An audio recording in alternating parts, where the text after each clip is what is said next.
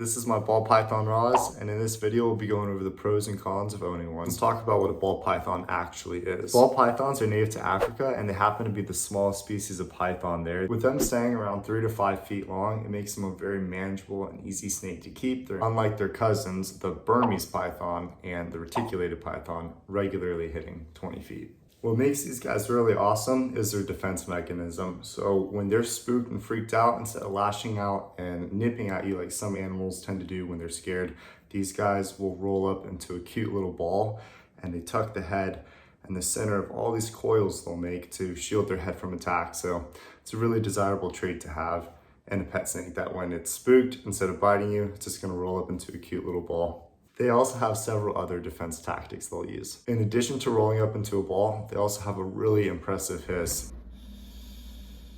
Ooh, right there, he just hissed at me. And it's actually somewhat intimidating. When these guys are in tight spaces and you're trying to extract them from that space, they have the ability to expand and kind of push out these big muscles they have, and it makes it really difficult to pull them from their hiding spot. As I was saying earlier, these snakes are really adverse to biting. So when I was trying to pull the snake out of his tight hiding spot, when he was all expanded in there, he actually is so against biting, he will try to trick me that he's biting me by using that sharp scale at the end of his tail, and it'll kind of push it into me and make me think he's biting me, but in reality, he's not biting at all. The most difficult part about owning these snakes is their feeding, especially males like this. So over the years of owning him, I actually figured out a really cool trick to get him into feed mode, and I can show you that right up here in the corner. But what I'll do is I will take his heat lamp and I'll put it over his rat next to his enclosure. So as it's heating up and thawing for the couple hours it takes, he will be smelling all those scent particles in the air, and he's kind of getting more into feed mode as the hours progress, as it thaws. So when I open up his enclosure and I put the rat in there, he's ready to eat. So let's talk about their housing. The good thing about ball pythons is they don't require a massive enclosure that's gonna be like 20 feet by 20 feet. This right here, guys, is about 2.5 feet wide, 2 feet deep, and 2 feet tall. And if you notice, this is a little different than most people have for the enclosure they keep their ball python in, because a lot of times you'll see them in a little bit more shallow or vertically challenged enclosures. Whereas with this guy, I have noticed, especially for the males, they really appreciate the extra vertical space. A lot of times I will find him up here on his little perch there.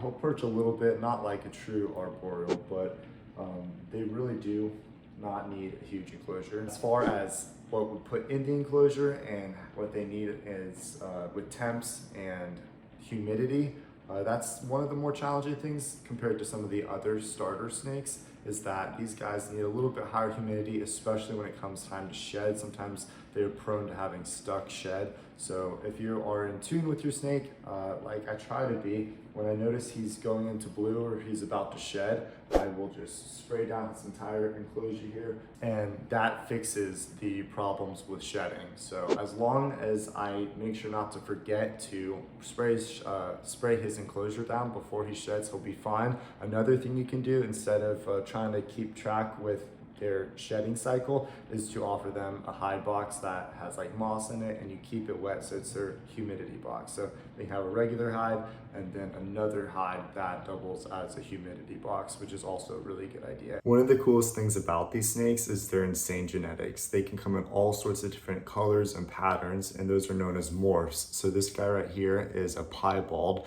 but there's over 7,500 different color patterns and variations with this species. So there's something out there for everyone.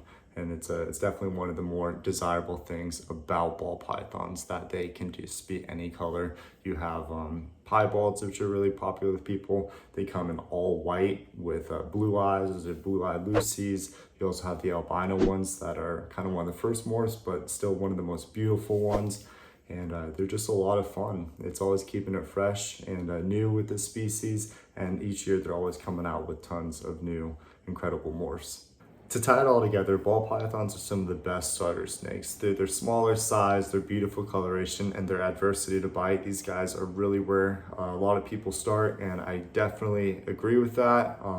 As far as the cons, these guys can be a little difficult to get feeding sometimes, and then as far as their enclosure, keeping that humidity a little bit higher, especially when it does come time to shed, but those are easily overcome, especially if you kind of use some of those tricks I talked about earlier.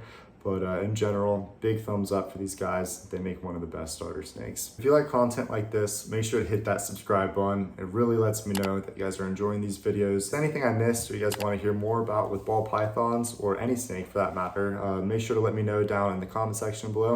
And I'll catch you guys in the next video.